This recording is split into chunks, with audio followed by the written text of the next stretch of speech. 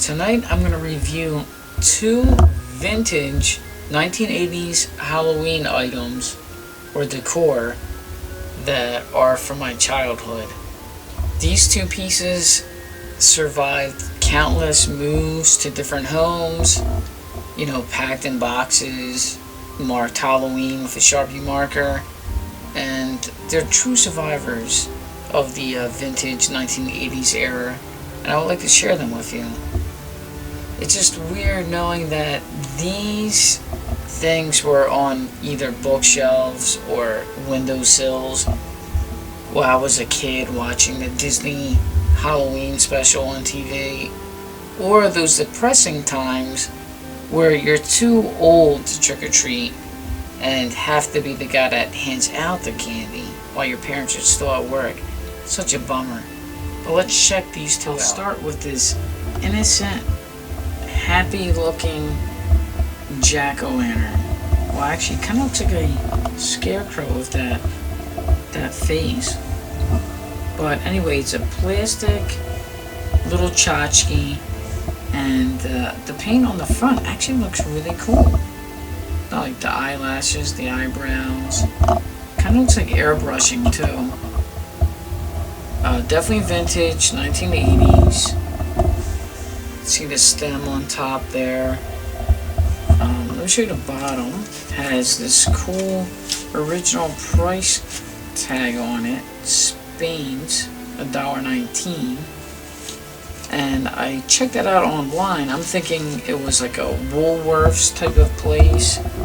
I don't know if anybody's from the Philadelphia area, but that's where my mom got this from, because she used to get stuff after work. She worked in Center City, Philadelphia, and I looked up Spain's thinking it was a Woolworth type of store, but it's actually a privately owned card and gift store like Hallmark, but it's still there in Rittenhouse Square, so that's really interesting.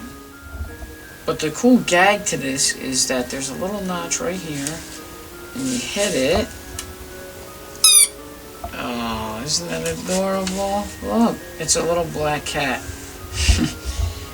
And the color scheme is just like those die-cut decorations. The green with the green eyes, the white, orange, and black. So this is definitely a 1980s piece, vintage. I don't know how rare this is. All I see is that it says made in Hong Kong down there. This is before stuff was made in China, but they actually narrowed it down to Hong Kong. I don't know if that's a thing anymore. You got the adorable little cat, and it's supposed to be a shrieking sound, I guess, like the cat screaming and surprising you. And you can either close it again and do it all over. See, I get a laugh out of that. I'm a simpleton. It's easy to amuse me.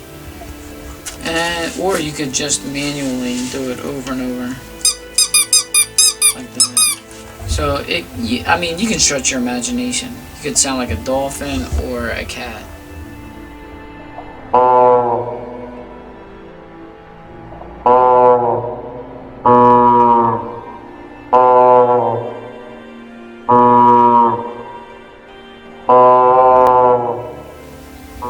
The other item is this cool looking haunted house, almost like a Victorian style. And once again, my mom probably got this from a pharmacy or a Woolworth or a small department store in Philadelphia back in the 80s. And this was my favorite as a kid, and I can't believe I still have it. I looked all over this haunted house for maybe a mark so I could trace it somehow, but I found nothing on here. So if anybody knows this, please let me know where it's from. I'm just noticing the windows they almost look like little crucifixes, and the bottom there looks like a jail. Those bars, that's really cool. This is hollow too, so you can fit, these little figures in there. These are those make it blocks zombies, and the scale is perfect for them. Even the mold for this has a little black in there. I don't know if you can see it. So it gives it like a marbling effect at the bottom there. Like it's concrete. That's really cool. This has a bottom. This has a little light, a little bulb at the bottom, so you can light it up at night. And it still works. I don't know if it's the original bulb or not, but somehow this still works with the old cord. I'll show you what it looks like in the dark.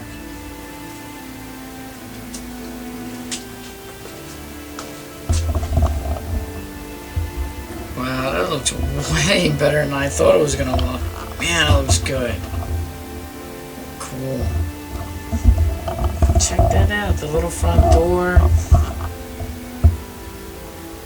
Wow. Cool, I love this. Bringing back so much nostalgia. The overhang, the roof is actually lit up by the light. What is going on in each one of these rooms? Who knows? Now here's some scale comparison of those Make It block figures to this haunted house. You can see that they fit in really good relationship to scale to this house. Look at that. Oh my god. I want to play with this stuff. Now to get to the crescendo, right, of this review is the other side. And here is the meat of this review. I mean, is this gorgeous or what? Look at this color and decals.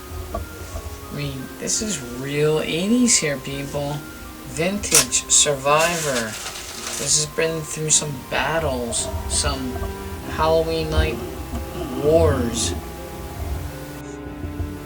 On this side of the house, we have the witch on her broomstick. Down below, we have a casket with somebody's hand coming out. Up here, we have, it almost looks like the ghost from Ghostbusters. I don't know what he has in his hand. Oh, the tail of the black cat. The shutters have that awesome 80s purple color. I don't know what happened to that side of the chimney. It must have broke off at one time. The shingles look cool. Let's go down.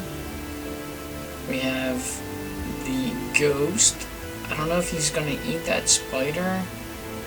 An actual beautiful window behind him. Not like a haunted house window, but a Bob Vila type of window. The spooky tree. Rest in peace. Because a lot of people will bury corpses in the front yard. We have rest in peace. It's titled also Haunted House, so you know what you're getting here if you ask your realtor. We have a vulture sitting right on the front door, so not a good sign. In the entranceway, it progressively gets darker, which is really cool. The top here has a skull. Maybe a Skeletor. Yeah, it's got a Skeletor type of look to it, so it would fit for the 80s. Down below, a country kind of looking door. There is a shadow.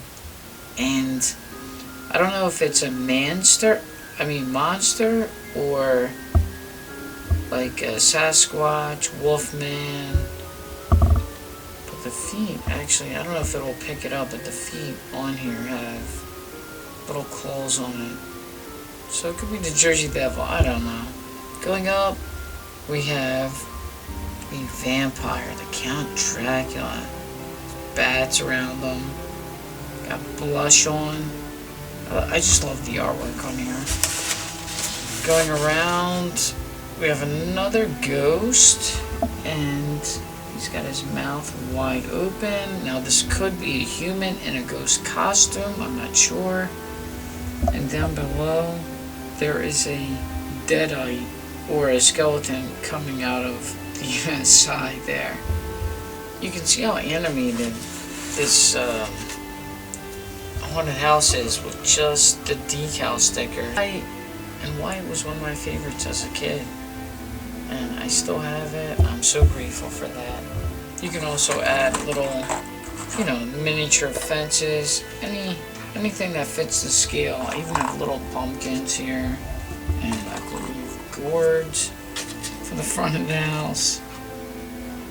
So I hope you enjoyed this review. I don't know if this is a popular thing, like reviewing vintage Halloween decorations, but once again, I hope you enjoyed, and have a good night. Thank you for watching. Please subscribe.